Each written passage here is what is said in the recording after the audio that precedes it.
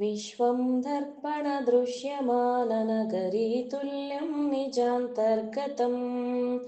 पश्यन्नात्मनि मायया बहिरिवोद्भूतं यथा निद्रया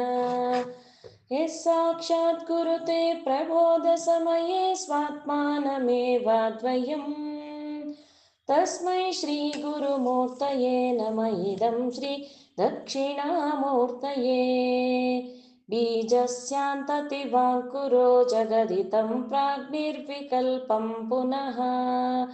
मायाकल्पितदेशकालकलना वैचित्रचित्रीकृतम् मायावीव विजृम्भयत्यपि महायोगी वयस्वेच्छया तस्मै श्रीगुरुमूर्तये नमः इदं श्री दक्षिणामूर्तये यस्सैव स्फुरणं सदात्मकमसत्कल्पार्थकं भासते साक्षात् तत्त्वमसीति वेदवचसा यो बोधयत्याश्रितान् यः साक्षात्करणात् भवेन्न पुनरावृत्तिर्भवाम्भोनिधा तस्मै श्रीगुरुमूर्तये नमः इदं श्रीदक्षिणामूर्तये नानाचित्रघटोदरस्थितमहादीपप्रभाभास्वरम्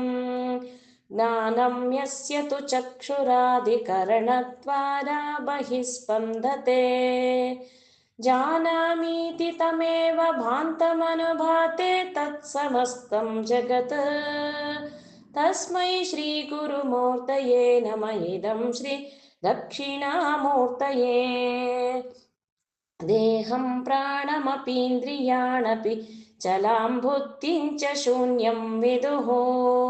स्त्रीबालान्धजडोपमास्त्वहमितिभ्रान्तां वृषं वादिनः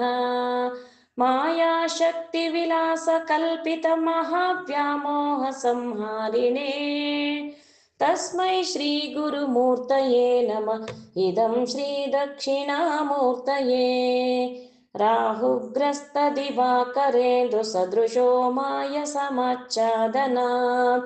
सन्मात्रकरणोपसंहरणतो यो बोत्सुषुप्तपुमाम् प्रागस्वाप्समिति प्रबोधसमये यः प्रत्यभिज्ञायते तस्मै श्रीगुरुमूर्तये नमः इदं श्रीदक्षिणामूर्तये बाल्यादिष्वपि जाग्रदादिषु तथा सर्वास्वस्थास्वपि व्यावृत्तास्वनुवर्तमानमहमिथ्यन्तः सदा स्वात्मानं प्रकटीकरोति भजतां यो मुद्रया भद्रया तस्मै श्रीगुरुमूर्तये नमः इदं श्री दक्षिणामूर्तये विश्वं पश्यति कार्यकारणतया स्वस्वामि सम्बन्धतः शिष्याचार्यतया तथैव पितृपुत्र्याध्यात्मान वेदतः स्वप्ने जागृति वाय एष पुरुषो माया परिभ्रामितः तस्मै श्रीगुरुमूर्तये नमः इदं श्री दक्षिणामूर्तये भूरम्भास्य नलो नीलोऽम्बर महर्नाथो हिमांशुः पुमान् इत्याभाति चराचरात्मकमिदं यस्यैव मूर्त्यष्टकम्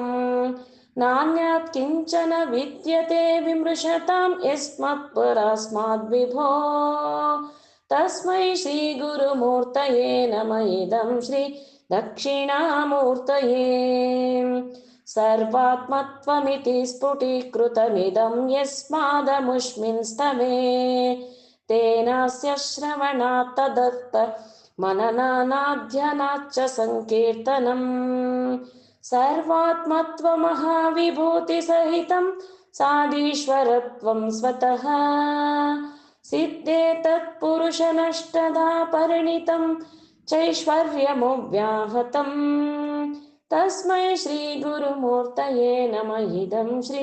दक्षिणामूर्तये